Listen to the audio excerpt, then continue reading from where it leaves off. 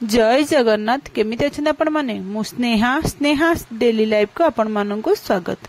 मु आज सोया बड़ी रे गोटे तरकारी बनेबी। ए तरकारी ना आपण माने आंगुर चटी खाइबे, बहुत टेस्ट लागिवो। जेतिकी भात खाउथबे ता डबल खाइबे।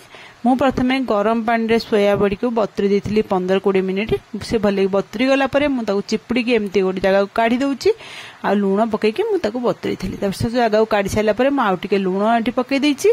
आपण स्वाद अनुसार पकेबे। आधा चामच लंका गुंड पकई देइची, गोटे चामच धनिया गुंड पकई देइची आ गोटे चामच जीरा गुंड पकई देबा। एतिकी पकई देके आ तबरे कस्तूरी मेथी गोटे अध मुठा हवा पकई देबा और हाफ स्पून गरम मसला पकेबे। तबरे एति पकई देके हम आधा कप दही पकईची। आपण माने आधा कप हम दही पकई देबा आ गोटे छोटो चामच तेल पकईची मोठी। आपण यदि तेल एटी गोटे छोटो चामच पकांतो न स्किप कर देले भी कर देबे, कि तेल पकेले ही बेसी बल लागिवो। आपण तेलटा पकेइबे। त पकई के ताको सब जाक भला भाबरे मिसई की गोळेई देबा। सब भाग गोळी हे गेला परे एठी मोर मन पडला मु अदा रसुन पेस्ट पक्की नथले ते मो गोटे छोटो चामच अदा रसुन पेस्ट पकई देली।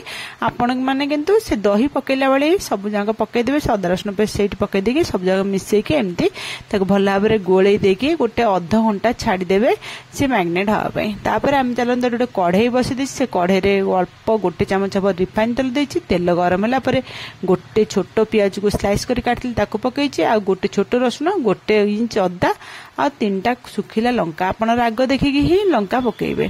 पकई के जो एतिकी मसला को हमें टिके भाजी दबा, जेमती हल्का तार कंचा स्मेल पड़ेला बंद हमें हल्का भाजी दबा। देखो कंचा स्मेल एठी पड़ेलाड़ी हमें एठी काश्मीरी लंका गुंड गोटे छोटो चामच आ हळदी गुंड अल्प टिके मु पकई देछि। आपण माने देखिकी पकेबे, राग देखिकी लंका यूज करिवे। पकई देके ताको एमती गोळेई के आ गोटे मिनिट भाजी देके ताको ठंडा करिया छाड़ देबा। ठंडा हला परे हमें ताको ग्राइंडिंग कर देबा, तार गोटे पेस्ट बनै देबा।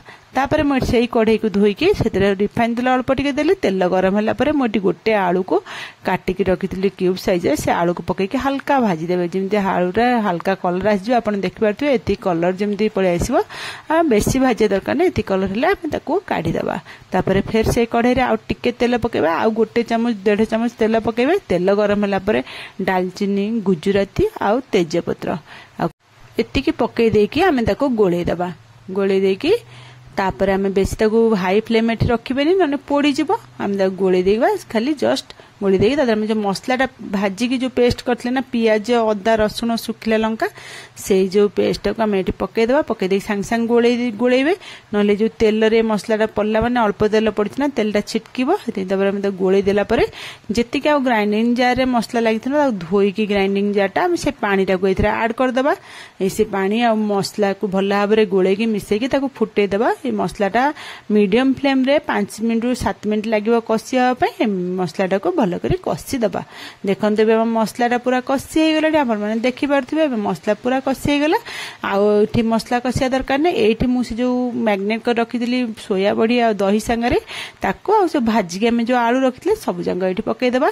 पकई देकी मसला संगरे सोया बड़ी आलू को भलो भाबरे कसीबा। एठी हमें कसिया पे 15 मिनिट खंड लागिवो। आपण माने 15 मिनिट खंड लागिवो कसिया पे। तापर से जेतिकी हमर जो कंसा रे हम सोया बटा मैग्नेट करथले ना, सेही कंसा जेतिकी आ दही मसला लागितिबो ताको धोईकी टिके पानी दे देबा। पानी देके ताको गोळेकी एमती मीडियम फ्लेम रखिकी आपण माने 15 मिनिट खंड कसिबो। जेमिति सोया बड़ी रो सब जांको पानी मरी जिवो। एथुर तो बहुत पानी बाहरिबो। हे आपण माने देखि पारुथिबे एठी केते पानी बाहरला। एथुर एमती पानी सब जांको मरी जिवलाले आपण माने कसिबे। जेमती पानी उडा मरी जाय कि मसला संगरे सोया बटा भलो करी कसी जिवो। मसला रे सोया बटा पूरा कोटिंग हेकी रहि जिवो। सेमती मझरे मझरे टे गोळौथिबे, नहले मसला तळे लागि जिवो। 5 मिनिट गोळे कि ताको एमती कसिबा। देखंतु हमर बे प्राय पानी मरी आइसलानी। हमका 5 मिनिट लागिवो कसिया पे। आ बेसी समय एठी कसिबानी। 5 मिनिट खंड आ लो फ्लेम कर देबो। एठी लो फ्लेम कर देके 5 मिनिट खंड कसी देबो। आपण मानु देखौ छै कसी कि देखंतु हमर पूरा कसी हे गेलाले मसला। एबे आ बेसी कसी दरकार नै। एठी मु गरम पानी ऐड कर देबे। आपण माने ठंडा पानी भी ऐड करले हबो, किंतु गरम पानी ऐड करले हम रोसे शीघ्र हबो। आ सेत में गैस भी कम खर्च हबो। हेतलेगे गरम पानी ऐड कर देबा। गरम पानी ऐड कर देके ताको गोळेई देके हम ताको फुटिबा को छाडी देबा। सेटे फुटिला परे हम हेतरे स्वाद अनुसार लूण पकेइबा। आपण माने लूण पकेइथिबे देखिकी पकेइबे। तापर एठी आधा चामच हम चीनी पकेइबा। चीनीटा को स्किप करिबे नै।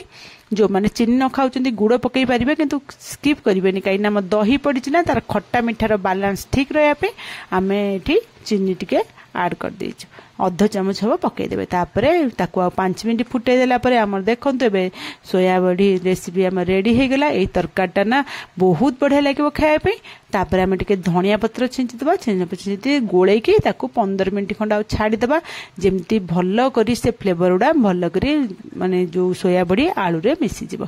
तापर आपण मानकू 10-15 मिनट पर मु देखौची देखंतु केते सुंदर एटा देखा होची मु बाड़ी दउची खाइबा लागि आपण मानकू जानि पारुथिबे एउठू केते टेस्ट हेइतिबो। तरकारीटा बहुत बढ़िया लगे आपण माने एभली तरकारी थरे बनै खांदो देखिबे आंगुठी चाटी खाइबे जेतिकी भात खाउथिबे तार डबल खाइबे।